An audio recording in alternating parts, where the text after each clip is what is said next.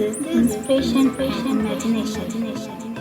Please subscribe, like, share and comment because it's your channel.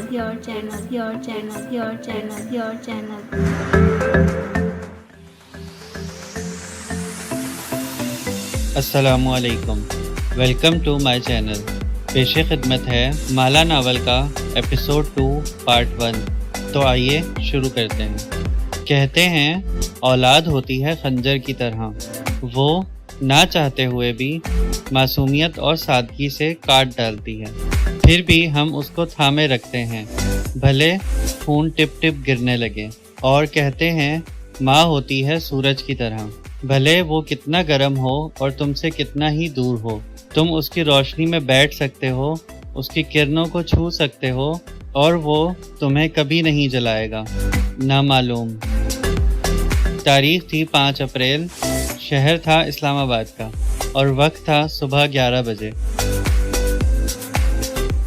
Hotel sweet کی اونچی کھڑکی سے دھوپ چھن چھن کے ماہر فرید کے چہرے پہ پڑ رہی تھی۔ وہ آنکھیں بند کیے کھڑا موتی اور لیونڈر کی خوشبو کو سانس کے ذریعے اندر اتار رہا تھا۔ ماہر پیچھے صوفے پہ بیٹھے مینیجر مالک نے ماہر کو پکارا۔ انتقام کے سفر پہ نکلنے والے کو چاہیے کہ وہ 2 قبریں کھود لے، ایک دشمن کی اور ایک خود اپنی، یہ کنفیوشس نے کہا تھا۔ اور جانتے ہو اسے کیا چیز قبر میں لے گئی تھی؟ اپنے بیٹوں کی موت کا غم۔ وہ آنکھیں بند کیے کہہ رہا تھا سرد سی سرگوشی میں، موت سے بڑا کوئی غم نہیں ہے مالک۔ تبھی ڈور بیل بجی۔ ماہر فرید اسی طرح آنکھیں بند کیے کھڑا رہا۔ مالک قدرے چونک کے اٹھا اور دروازے کی طرف بڑھا۔ دروازے کے پار کیف جمال رقم کا پیکٹ لیے کھڑا تھا۔ مالک نے سر سے پیر تک اسے دیکھا اور پھر مڑ کے ماہر کو۔ وہ ہنوز اسی طرح کھڑا تھا۔ اسے آنے دو، مجھے معلوم تھا یہ واپس آئے گا، وہ مڑے بغیر بولا۔ مالک نے اس لڑکے کو گھورتے ہوئے راستہ چھوڑ دیا۔ میں یہ نہیں کر سکتا۔ کیف صوفے تک آیا اور پیکٹ میز پہ رکھ دیا۔ اس کے چہرے پہ شدید اضطراب تھا۔ ماہر فرید بالآخر اس کی طرف مڑا۔ چہرے کے تاثرات سپاٹ تھے اور ہاتھ پینٹ کی جیبوں میں تھے۔ کیا رقم کم ہے؟ سادگی سے سوال کیا، جو کیف جمال کو پتھر کی طرح لگا۔ آپ کو لگتا ہے کہ آپ ہر انسان کو پیسے سے خرید سکتے ہیں؟ کیوں؟ کیا میں نے تمہیں 3 منٹ پہلے نہیں خریدا؟ وہ صوفے کے پیچھے سے نکل کے کیف کے سامنے آ کھڑا ہوا، پھر مالک کی طرف گردن موڑی۔ ہم نے اپنے مہمان کو چائے قہوہ نہیں پوچھا۔ قہوہ نہیں، کافی۔ مالک نے کھنکھاڑتے ہوئے نظروں سے اسے تادیدی اشارہ کیا۔ میں کافی پینے واپس نہیں آیا، میں اس سوال کا جواب لینے آیا ہوں جو آپ نے مجھے دیا ہے۔ کیف نے ناگواری سے سامنے کھڑے وجی اور دراز قد آدمی کو دیکھا۔ آپ کسی کو بھی خرید سکتے ہیں۔ اس نے یہ کیوں دوسری دفعہ پوچھا تھا؟ ماہر فرید کے چہرے پہ مسکراہٹ پھیل گئی۔ اس نے ایک نظر مالک کو دیکھا۔ بتا دیں اسے کیوں؟ ماہر، مالک نے سفید ابرو اٹھا کے اسے تنبیہ کی۔ ماہر اور کیف آمنے سامنے گھڑی کے 6 اور 12 کی سوئیوں کی طرح کھڑے تھے اور مالک ایک طرف 9 کی سوئی بنے بیٹھا تھا۔ میں نے تمہارا انتخاب اس لیے کیا کیونکہ مجھے تمہارا نام پسند آیا۔ باقی جتنے لوگوں کی پروفائلز مالک نے مجھے دکھائی تھی ان سب کے نام بورنگ تھے۔ نام کے علاوہ تمہارے اندر کوئی قابل توجہ شے نہیں تھی۔ وہ مسکرا کے بولا۔ مالک نے ریلیکس ہو کے ٹھنڈا سانس لیا۔ اس کے تنے اعصاب ڈھیلے پڑ گئے۔ ایک لمحے کو اسے لگا تھا ماہر فرید اس نوجوان کو اصل بات بتانے جا رہا ہے۔ خیر، اب تم بتاؤ کہ کیف جمال تمہاری واپسی کی اصل وجہ کیا ہے؟ تم صرف یہ سوال پوچھنے نہیں آئے۔ کہتے ہیں صرف ایک لمحہ ہوتا ہے جو انسان کی زندگی بدلتا ہے۔ ایک لمحے میں کوئی تعلق ٹوٹ جاتا ہے، ایک لمحے کی بے دھیانی ایکسیڈنٹ کروا دیتی ہے، ایک لمحہ کسی کو کسی کی محبت میں مبتلا کر دیتا ہے، اور وہی ایک لمحہ اگر انسان پکڑ لے تو وہ اپنی تقدیر بدل سکتا ہے۔ اور کیف جمال نے اس وقت اس ایک لمحے کو پکڑ لیا تھا۔ مالک کا ماہر کو منع کرنا اور ماہر فرید کا آگے سے بات بنا دینا۔ بھلے کیف جمال ایک ناکام انسان تھا اور ماہر فرید اور اس سفید بالوں جیسا شاطر نہیں تھا، لیکن وہ ذہین تھا اور اس ایک لمحے نے کیف جمال کو یہ بتا دیا تھا کہ کوئی وجہ تھی جس کی وجہ سے یہ امیر سائیکوپیتھ کیف جمال سے مدد لینے پہ مجبور تھا۔ وہ یہ کام کسی اور سے نہیں کروا سکتا تھا۔ ماہر فرید کو اس کی ضرورت تھی۔ اس پہ طاری بزنس مین کا تمام روب اور خوف چٹکی میں ہوا ہو گیا۔ میں چند باتیں کلیئر کرنے آیا ہوں۔ اب کہ وہ بولا تو اس کی آواز میں خوف نہیں تھا، گردن اٹھی ہوئی تھی۔ چند باتیں؟ اوکے۔ پہلی بات، ماہر نے بھی یہ تبدیلی محسوس کی تھی۔ اس نے پینٹ سے ہاتھ نکالا اور انگلی پہ گننے لگا۔ اس کے انداز میں تمسخر تھا۔ پہلی بات یہ ہے کہ میں بھلے اس کام کے لیے راضی ہوں، لیکن میری بھی ایک بہن ہے۔ وہی بہن جس کے شوہر کے تم نے پیسے دینے ہیں؟ آگے چلو۔ کیف نے ضبط سے سانس اندر کھینچی۔ جو پیسے میں آپ سے لے رہا ہوں یہ میری کسی لگژری پہ نہیں لگیں گے۔ میں ان سے اپنے قرضے اتاروں گا اور نئی زندگی شروع کروں گا۔ البتہ میں اس معصوم لڑکی کے ساتھ نہ کچھ برا کروں گا اور نہ کرنے دوں گا۔ اس کا گارڈ بننے اور اس پہ نظر رکھنے کی حد تک ٹھیک ہے، لیکن اگر مجھے یہ معلوم ہوا کہ آپ اس کو نقصان پہنچانا چاہتے ہیں تو میں ایسا نہیں ہونے دوں گا۔ اور دوسری بات، ماہر فرید کو جیسے کوئی فرق نہیں پڑا تھا۔ دوسری بات یہ ہے کہ آپ نے میرے ایمان کی بہت کم قیمت لگائی ہے۔ ماہر فرید نے ہاتھ گرا دیا اور مسکرا کے مالک کو دیکھا۔ میں نے کہا تھا نا اسے مزید رقم چاہیے۔ مالک بھی ہلکا سا مسکرایا اور شانے اچکا دیے۔ ماہر واپس صوفے پہ بیٹھا تو پیچھے سے آتی دھوپ کا راستہ کھل گیا۔ وہ سیدھی کیف کے چہرے پہ پڑنے لگی۔ مجھے مزید رقم نہیں چاہیے۔ کیف سامنے والے صوفے پہ بیٹھا اور اسی سنجیدگی سے بولتا گیا، مگر مجھے اس بات کا احساس ہوا ہے کہ جو رقم آپ مجھے دے رہے ہیں یہ تو قرضوں کی ادائیگی میں ختم ہو جائے گی۔ مجھے اس جاب سے کیا ملے گا؟ بولتے جاؤ۔ ماہر فرید نے اسے سوچتی ہوئی نظروں سے دیکھا اور ٹانگ پہ ٹانگ جما لی۔ اس کے چمکتے بوٹ میں چھت سے لٹکے فانوس کا عکس دکھائی دے رہا تھا۔ آپ نے کہا آپ میرا بزنس سیٹ کروائیں گے، ظاہر ہے اپنے پیسے اور تعلقات کے ذریعے۔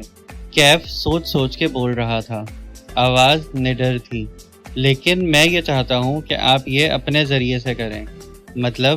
مطلب یہ کہ میرے بزنس ہمیشہ فلاپ اس لیے ہوتے ہیں کیونکہ کوئی مجھے میری غلطی نہیں بتاتا۔ آئیڈیاز میرے پاس ہیں، مینٹور نہیں ہے۔ تم چاہتے ہو میں تمہیں مینٹور کروں؟ وہ متعجب ہوا۔ آپ کر سکتے ہیں، آپ ایک کامیاب بزنس مین دکھائی دیتے ہیں۔ وہ پہلی دفعہ ماہر فرید کے سامنے ٹیک لگا کے بیٹھا تھا۔ دل البتہ زور زور سے دھک دھک کر رہا تھا۔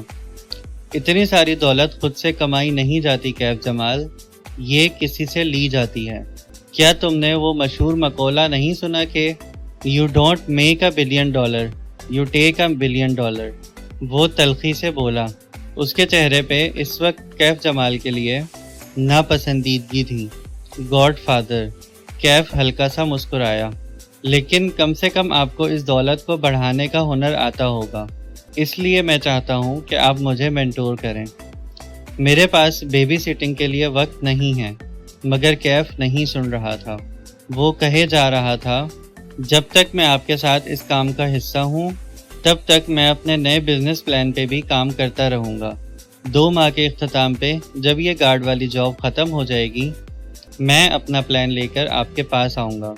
آپ اس پلان کو دیکھیں گے، اس کی اصلاح کریں گے اور اس کو عمل میں لانے میں میری مدد کریں گے۔ مالک کے چہرے سے لگ رہا تھا کہ اب وہ شدید اکتا چکا ہے۔ سنو لڑکے، اب تم اپنے قد سے بڑی باتیں کر رہے ہو، ہمارے پاس اتنا وقت نہیں۔ 1 منٹ مالک۔ ماہر نے ہاتھ اٹھا کے اسے ٹوکا اور کیف کی آنکھوں میں جھانکا۔ میرے مینٹور کرنے سے تمہیں لگتا ہے کہ تم کامیاب ہو جاؤ گے؟ جی بالکل۔ ماہر ہلکا سا ہنسا۔ تم نے کامیاب ہونا ہوتا تو اب تک ہو چکے ہوتے۔ تم کیف جمال ایک ناکام انسان ہو اور تمہارا بزنس پلان اس بار بھی ناکام ہوگا۔ کیف کے چہرے پہ کئی رنگ آ کے گزرے، اس کے ہونٹ بھنچ گئے۔ میرا بزنس پلان دیکھے بغیر آپ مجھے ناکام کیسے کہہ سکتے ہیں؟ کیونکہ وہ بزنس پلان کبھی نہیں بنے گا، تم اگلے 2 ماہ ضائع کر دو گے۔ وہ بے رحمی سے بولا، اگر 2 ماہ بعد میں اپنا پلان آپ کے پاس لے کر آ گیا تو؟ ماہر فرید پھر سے ہنس دیا۔ چلو آج تم پہ ایک تجربہ کرتے ہیں کیف جمال۔ ماہر، مالک نے تنبیہ کی، مگر وہ اسے نہیں دیکھ رہا تھا۔ وہ اس صورتحال سے لطف اندوز ہو رہا تھا۔ میں اکثر سوچتا تھا کہ کوئی انسان تمام وسائل کے باوجود ناکام ہو سکتا ہے، کیونکہ آدھی انسانیت اپنی ناکامی کا ذمہ دار وسائل اور غربت کو ٹھہراتی ہے۔ مگر تم میرے لیے ایک ٹیسٹ کیس ہو کیف، تم میرے اس سوال کو حل کرو گے۔ اس کی آنکھوں میں چیلنج تھا۔ اگلے 2 ماہ تمہیں یا تمہاری فیملی کو کوئی مالی پریشانی نہیں ہوگی۔ تمہیں اپنے کام کے لیے بہترین آلات دیے جائیں گے۔ جو بھی آفس آلات تمہیں چاہیے، مالک کو لسٹ بھیج دو، وہ تمہیں سب مہیا کر دے گا۔ مالک اس بات سے بالکل خوش نظر نہیں آتا تھا، لیکن خاموشی اس کی مجبوری تھی۔ میں تمہیں 2 ماہ دیتا ہوں، تم اپنا پلان بناؤ۔ 2 ماہ ایک لمبا عرصہ ہے۔ تم دن کے چند گھنٹے بھی یہ کام کرو تو کر سکتے ہو۔ تم گھر میں کام کرتے ہو، اگر چاہو تو ہم تمہیں آفس یا کوئی لگژری اپارٹمنٹ بھی اسائن کر سکتے ہیں جہاں تم دن کے چند گھنٹے سکون سے کام کر سکو۔ مگر سوال یہ ہے کہ تم بزنس پلان بنا لو گے؟ اس کی چمکتی آنکھوں میں تمسخر تھا۔ کیف نے ضبط سے سانس اندر کھینچی۔ میں آپ کو یہ کر کے دکھاؤں گا۔ ناممکن۔ تم 2 ماہ میں ان تمام سہولیات کے باوجود بھی بزنس پلان نہیں بنا سکو گے۔ مالک اور میں تمہارے جانے کے بعد اس بات پہ شرط لگائیں گے، کیونکہ تم ایک سست انسان ہو۔ تم نے کامیاب ہونا ہوتا تو اب تک ہو چکے ہوتے۔ میں آپ سے مختلف ہوں ماہر فرید صاحب، آپ ایک نارسسٹ ہیں۔ اب کے کیف جمال بولا تو اس کا لہجہ سپاٹ تھا۔ آپ کے لیے اپنی اونچی کرسی پہ بیٹھ کے بے روزگار نوجوانوں کا مذاق اڑانا بہت آسان ہے۔ آپ سونے کا چمچ منہ میں لیے بڑے ہوئے ہیں۔ آپ اپنی محنت سے یہاں نہیں پہنچے، آپ پریویلیجڈ ہیں۔ آپ کے والد نے آپ کے لیے بہت بڑی بزنس امپائر چھوڑی ہے، جسے آپ خوبصورت لڑکیوں کا پیچھا کرنے میں ضائع کر رہے ہیں۔ تمہارے پاس 2 ماہ ہیں۔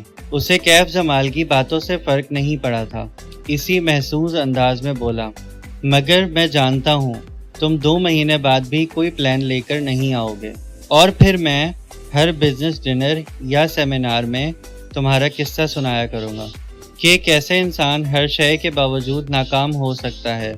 ماہر فرید اٹھ کھڑا ہوا اور ہاتھ مسافے کے لیے بڑھایا۔ کیف نے ایک نظر اس کے ہاتھوں کو دیکھا۔ وہ لمبی انگلیوں والا خوبصورت ہاتھ تھا۔ ایسے ہاتھ مجسمہ سازوں یا پیانو بجانے والوں کے ہوتے ہیں۔ کیف نے اس سے ہاتھ ملا لیا۔ میں آپ کو غلط ثابت کر کے دکھاؤں گا۔ کیف نے ہاتھ ملا کے چھوڑ دیا۔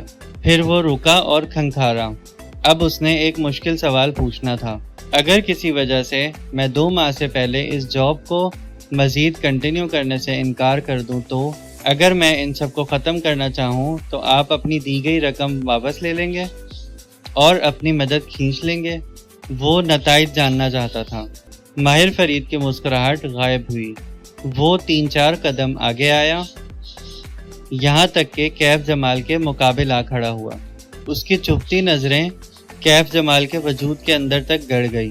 تم نے کبھی سنا ہے ایسے شخص کے بارے میں جو کسی دن اچانک غائب ہو جاتا ہے؟ وہ اپنے اپارٹمنٹ سے نکلتا ہے اور واپس نہیں آتا۔ اس کے اپارٹمنٹ کے سامنے ڈیری سروس والے دودھ کی بوتلیں رکھ جاتے ہیں، بینک لیٹرز اور اخبار سے اس کا میل باکس بھرنے لگتا ہے، مگر کسی کو خبر نہیں ہوتی کہ وہ اپنے اپارٹمنٹ میں نہیں ہے، حتیٰ کہ دودھ خراب ہو کے بدبو دینے لگے۔ تب پولیس بلائی جاتی ہے اور اپارٹمنٹ کا لاک توڑا جاتا ہے، مگر جب تک بدبو نہ آئے کوئی شخص اس لاپتہ شخص کی پرواہ نہیں کرتا۔ تم کیف جمال اس جاب کو اپنی مرضی سے ختم نہیں کر سکتے۔ یہ جاب تب ختم ہوگی جب میں کہوں گا، اور جب تک میں نہیں کہوں گا تمہارے اپارٹمنٹ سے بدبو بھی نہیں اٹھے گی۔ اب یہ پیکٹ اٹھاؤ اور جا کے نئے جوتے خریدو۔ کیف کا چند منٹ پہلے بحال ہوا اعتماد ایسے بکھر گیا جیسے ہوا سے سوکھے پتے بکھر جاتے ہیں۔ اس نے اس بات میں سر ہلا دیا۔ پیسے، مینٹورشپ، اپنے بزنس کا کامیاب ہو جانا، یہ تمام اس کی ضروریات تھیں، لیکن اس لمحے اسے احساس ہوا کہ ان سب کو حاصل کرنے کے لیے اس نے خود کو ایک غلط آدمی کے ساتھ پھنسا لیا ہے۔ مزید کچھ پوچھنا ہے تو ابھی پوچھ لو۔ ماہر فرید نے کلائی پہ بندھی گھڑی دیکھی۔ میری لندن کی فلائٹ ہے، مجھے واپس جانا ہے۔ زیادہ وقت نہیں ہے میرے پاس۔ کیف جمال نے کچھ بولنے کے لیے منہ کھولا، لیکن اسی وقت دروازہ کھٹکا، ایسے نہیں جیسے بیل بجاتے ہیں، بلکہ ایسے جیسے کوئی جوتے سے 2-3 دفعہ ٹھوکر مارے۔ ماہر فرید نے کیف سے نظر ہٹائی اور مالک فرید کو دیکھ کر ابرو سے دروازہ کھولنے کا اشارہ کیا، مگر مالک نے اپنی جگہ بیٹھے بیٹھے کندھے اچکا دیے۔ اس کے پاس کارڈ ہے، وہ خود کھول لے گا۔ کیف ابھی تک بے بس مگر چپتی ہوئی نظروں سے ماہر فرید کو دیکھ رہا تھا۔ اس کی آخری بات کا اثر ابھی زائل نہیں ہوا تھا۔ چند لمحے بعد کارڈ سوائپ ہونے کی بیپ بجی، پھر دروازہ کھلنے کی آواز آئی۔ ایک دروازہ کھولنے میں کتنی محنت لگتی ہے یار، تم لوگ میرے ساتھ ایسا جان بوجھ کے کرتے ہو۔ اندر داخل ہونے والا شخص جھنجلاتے ہوئے کہتے کہتے رک گیا۔ کیف ابھی تک ماہر کو دیکھ رہا تھا، لیکن اسے پیچھے کھڑکی میں مدھم سا عکس دکھائی دیا۔ وہ ایک نوجوان تھا جس کے ہاتھ میں پکڑ ٹرے میں کافی کے ڈسپوزیبل کپ نظر آ رہے تھے۔ کیف جمال کو دیکھ کے نووارد نے نظریں جھکائی اور کپ گنے، 1 2 3، پھر چہرہ اوپر اٹھا کے کمرے میں موجود افراد کی گنتی کی۔ اب کہ وہ بولا تو آواز میں معذرت تھی، مجھے نہیں معلوم تھا کہ ہم یہاں 4 لوگ ہوں گے۔ کیف جمال نے ماہر سے نظریں ہٹائی اور گردن موڑ کے اس شخص کو دیکھا۔ کیف جمال کو خود نہیں معلوم تھا کہ اس ہوٹل میں وہ 3 نہیں 4 ہوں گے۔ مبین منزل میں اس بار موسم بہار اداس سا اترا تھا۔ بوگن ویلیا کے درخت اپنے خوش رنگ پتوں کے باوجود مرجھائے ہوئے لگتے تھے۔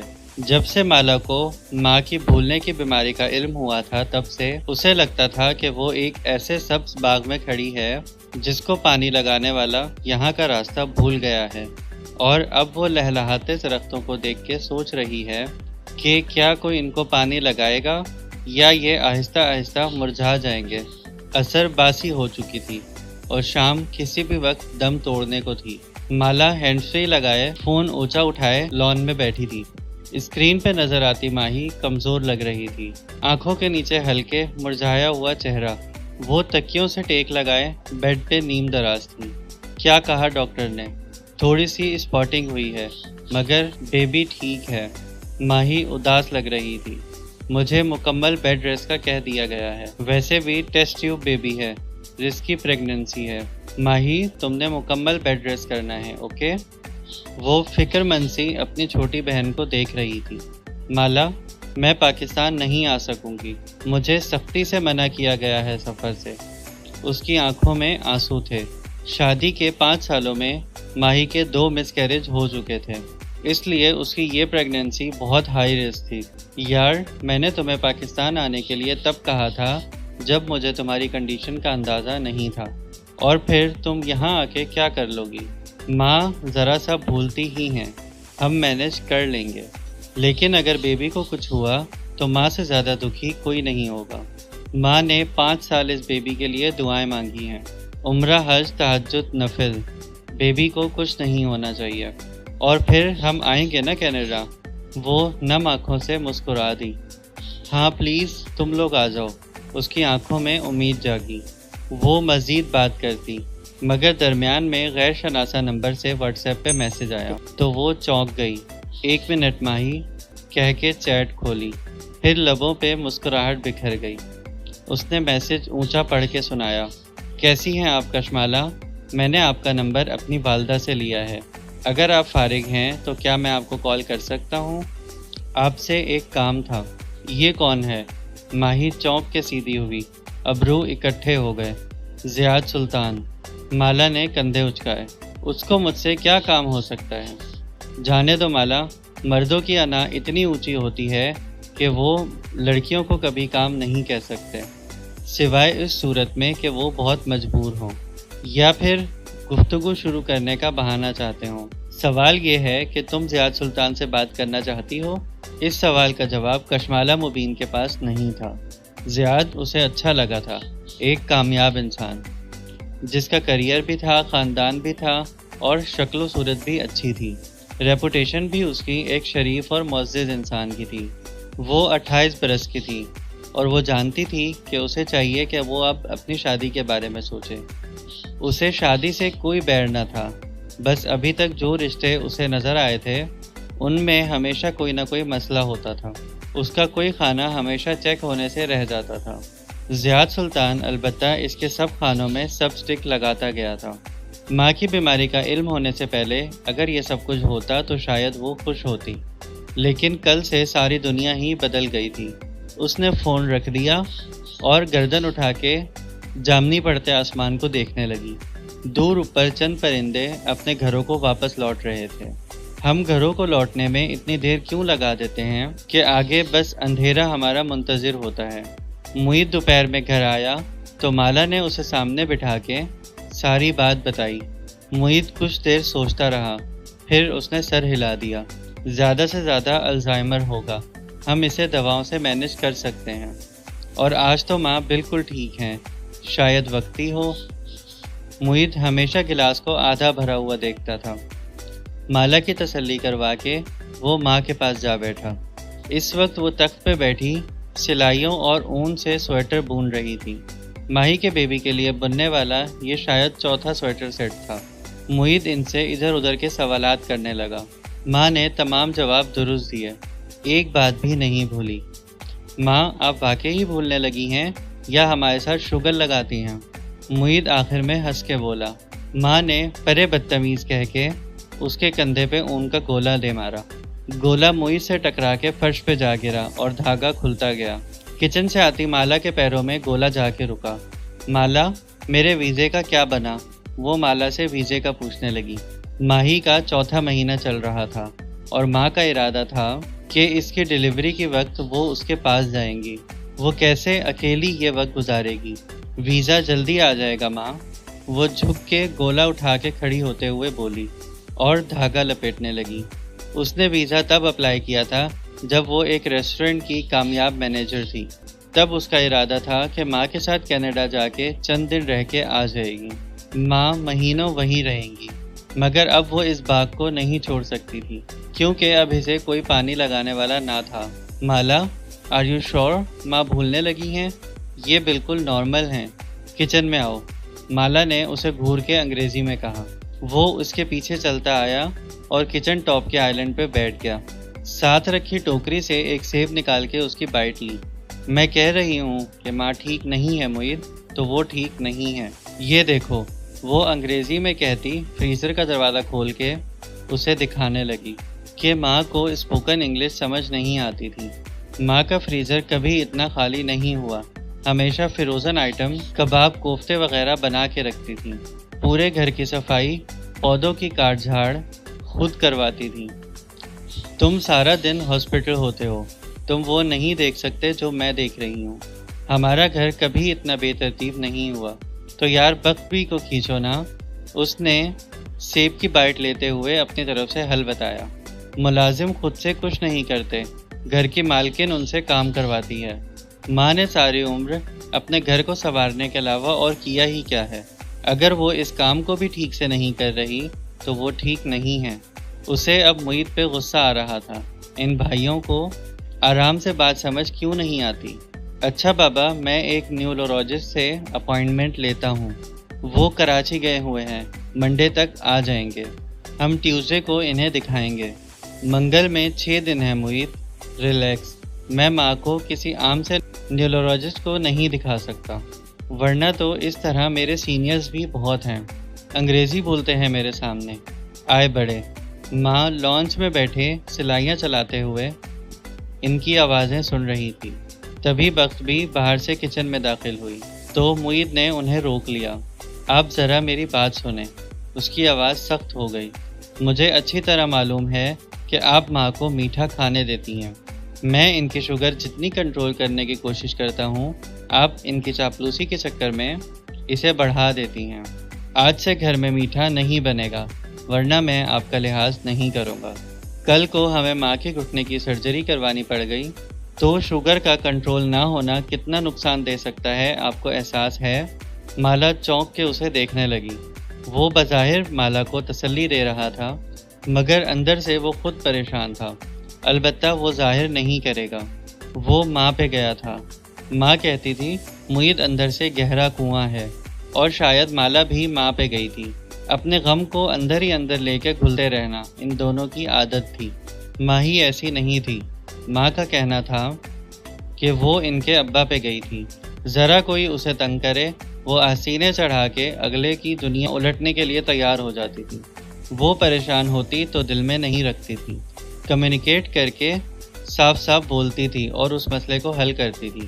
معید اور مالا نے اس وقت اس بات کا فیصلہ کیا کہ وہ ماں کو زیادہ سے زیادہ وقت دیں گے۔ معید اب ڈیوٹی آورز کے بعد کہیں نہیں جائے گا بلکہ ماں کے پاس بیٹھے گا، اور مالا تو پہلے ہی اسلام آباد واپس نہ جانے کا فیصلہ کر چکی تھی۔ مبین منزل کا کچن بھی باقی کچنز کی طرح سرسبز پتوں سے آراستہ تھا۔ سنک کی کھڑکی کی سلاخوں کے ساتھ بنے پلانٹس کی بیلیں اوپر چڑھتی دکھائی دے رہی تھی۔ کاؤنٹر کے ہر کونے پہ سبز بوتلوں میں بھی منی پلانٹس سجے تھے۔ وہ وسطی گول میز پہ اداس بیٹھی اپنے ساتھ براجمان حورِ جہاں بیگم کو دیکھ رہی تھی۔ وہ سر جھکائے لہسن چھیل رہی تھی۔ وہ دیسی لہسن منگوایا کرتی تھی جو چھیلے جانے میں وقت لیتا تھا، اس لیے ماں جب فارغ ہوتی تو لہسن چھیلنے لگ جاتی۔ لون کے سوٹ پہ سفید چکن کا دوپٹہ انہوں نے سر پہ لے رکھا تھا۔ وہ نرمی سے ان کی کنپٹی سے نکلتے بال پیچھے کرنے لگی۔ وہ کمزور ہوتی جا رہی تھی اور مالا کچھ نہیں کر سکتی تھی۔ جب ماں بیمار ہوتی ہے تو انسان کو احساس ہوتا ہے کہ وہ اپنی ساری دولت، ڈگری اور کامیابی کے باوجود کچھ بھی نہیں ہے۔ جو ہے بس اللہ ہے اور اللہ ہی ہے۔ دفعتاً ڈرٹی کچن کا دروازہ اور کسی نے کھنکھارتے ہوئے اس کی توجہ چاہی۔ مالا نے بجھا ہوا چہرہ اٹھا کے دیکھا تو سامنے کیف کھڑا تھا۔ جینز پہ بھوری ڈریس شرٹ کے آدھے آستین پیچھے موڑے، گیلے بال ماتھے پہ بکھیرے، وہ ہر صبح کی طرح حشاش بشاش اور مسکراتا ہوا تھا۔ باس، میں کافی بنا رہا ہوں، آپ کو چاہیے؟ مالا نے نفی میں گردن ہلا دی۔ ماں نے برہمی سے چہرہ اٹھا کے اسے دیکھا۔ یہ باس کیا ہوتا ہے؟ جیسے سلیم کشمالہ بی بی کہتا ہے ویسے کہا کرو۔ ساتھ ہی بڑبڑائی، کسی انگریز کی اولاد۔ جی بڑی بی بی، میں چلتا ہوں، کیف سنبھل کے بولا۔ اسے ماں کی ڈانٹ سے ڈر لگتا تھا۔ واپس آؤ میاں، ماں نے گھورتے ہوئے اسے 2 انگلیوں کا اشارہ کیا۔ جی۔ کیف متذبذب سا آگے آیا اور ہاتھ باندھے ان کے سامنے کھڑا ہو گیا۔ منی پلانٹ والی کھڑکی اب کیف کی پشت پہ تھی۔ مالا نے دلچسپی سے ہتھیلی پہ تھوڑی جمائے اسے دیکھا۔ ماں کی ڈانٹ بڑی دلچسپ ہوتی تھی، بالخصوص جب وہ کسی اور کو پڑھے۔ نہ، مجھے ایک بات بتاؤ، تمہیں تمہارے اماں ابا نے کوئی ادب نہیں سکھائے؟ انہوں نے کوشش تو کی تھی لیکن کامیاب نہیں ہوئے۔ مالا نے مسکراتے ہوئے اسے گھورا۔ ماں کو اس کے انداز پہ اور تپ چڑھ گئی۔ رات سونے کے لیے ہوتی ہے میاں، اور دن کام کرنے کے لیے۔ تم رات بھر ٹہلتے ہوئے فون پہ لگے ہوتے ہو، ساری آوازیں آتی ہیں مجھے۔ میں فون پہ؟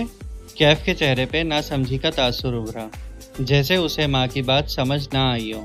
مالا کو لگا کہ شاید ماں مکس اپ کر رہی ہیں۔ ماں سوتے وقت اے سی نہیں چلاتی تھی، اس کی ہوا سے ان کے گھٹنوں میں درد ہوتا تھا۔ وہ کھڑکی کا ایک پٹ کھولے رکھتی تھی، یوں کھڑکی سے لون کی آوازیں صاف اندر آتی تھی۔ سوری بڑی بی، میں دھیان کروں گا۔ کیف نے تابعداری سے بات سنبھال لی۔ ماں بڑبڑا کے بخت بی کو آواز دینے لگی۔ کیف الٹے قدموں ڈرٹی کچن کی طرف بڑھ گیا، دروازہ بند نہیں کیا، بس خاموشی سے اپنی کافی بنانے لگا۔ ماں، وہ نرمی سے کہتے ماں کے قریب ہوئی، میں نے اس کو چوکیدار کی ڈیوٹی بھی دی ہے، اب پوری رات کرسی پہ فارغ تو نہیں بیٹھ سکتا، بیچارہ کالز کر لیتا ہوگا۔ ماں نے ناپسندیدگی سے ڈرٹی کچن کی طرف دیکھا، جہاں کیف ان کی طرف پشت کیے کافی بنا رہا تھا۔ لڑکیوں سے باتیں کرتا ہے ساری رات، توبہ استغفر اللہ۔ مالا کو ہنسی آ گئی۔ آپ کو کیسے پتا؟ زارا کی رٹ لگا رکھی تھی اس نے کل، کوئی دوست ہوگی اس کی، جانے دیں۔ ماں نے خوشمخی نگاہوں سے اسے دیکھا۔ بی بی، مرد اور عورت کبھی دوست نہیں ہوتے، آج کل سب چلتا ہے ماں۔ وہ انہیں تپانے کے لیے مسکراہٹ دبا کے بولی، کبھی اپنی ماں کا کوئی دوست گھر آتے دیکھا ہے؟ برداشت ہوتا تم لوگوں سے؟ مرد اور عورت ازل سے اب تک دوست نہیں بن سکتے، مرد ہوتا ہے اور عورت عورت۔ وہ لہسن کا چھلکا اتارتے ہوئے کہہ رہی تھی۔